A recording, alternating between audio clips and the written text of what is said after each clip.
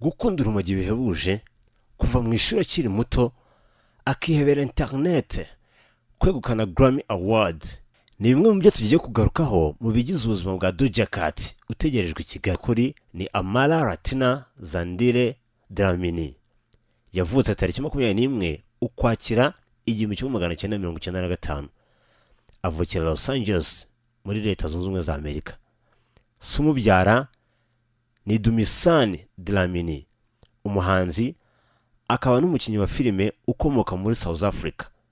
Naho nyina ni Deborah Elizabeth Sawyer, umushushanyi ukomeye w'umunyamerika. Doja Cat yakuriye mu muryango ukunda ubuhanzi cyane, bituma kuva akiri muto atangira gukunda kubyina, kuririmba no gukora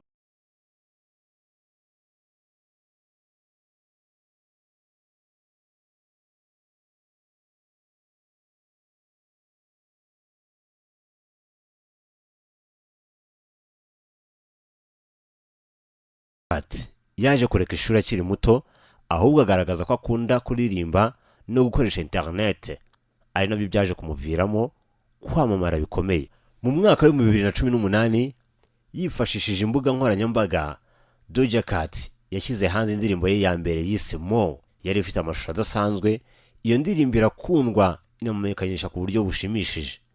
Doja Cat nkubwira yakomeje gukora umuziki nk'ikintu akunda kurusha ibindi, kugeza ubwo mu mwaka wa 2018 yashyize hanze album ye ya mbere yitiriye rimwe mu mazina ye, ayita Amara.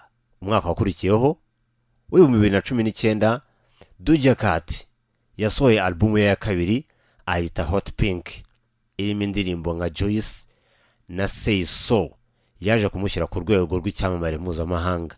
Ntibyarangiriye aho, kuko nyuma y'imyaka 2 gusa, aho ni mu 2021, Doja Cat yasohoye album ye ya gatatu yise Planet Ha, irimo indirimbo yakunzwe cyane nka Kiss Me More, yaje no kumuhesha igihembo cya Grammy Awards.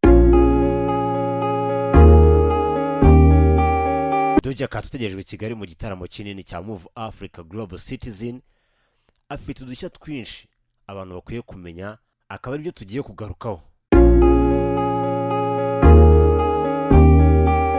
Icyambere ugomba kumenya kuri Doja Cat nuko akunda urumogi bihebuje, ndetse agakunda n'ipusi, akaba nabyo yifashishije yiyita amazina y'ubuhanzi.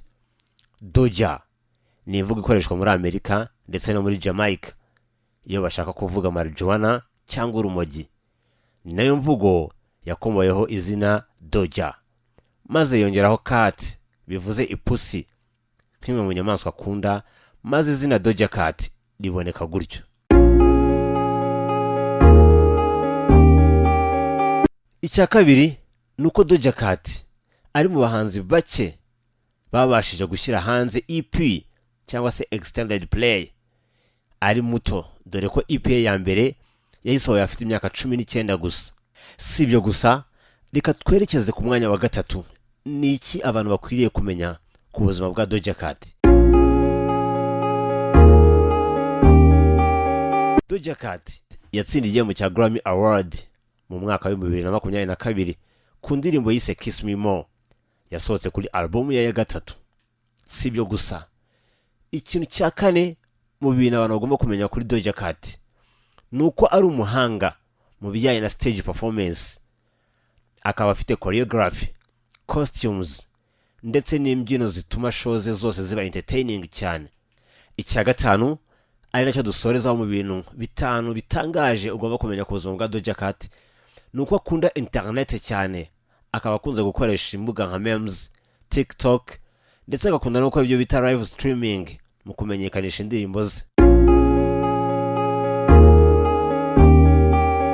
Nkwibutsa ko Doja Cat agiye gutaramira i Kigali muri Move Africa Global Citizens nyuma y'abahanzi b'ibyamamare bamubanjirije barimo John Legend, Burna Boy, Davido n'abandi bo ku mugabane wa Afrika nka Diamond Platnumz, Bruce Melody n'abandi.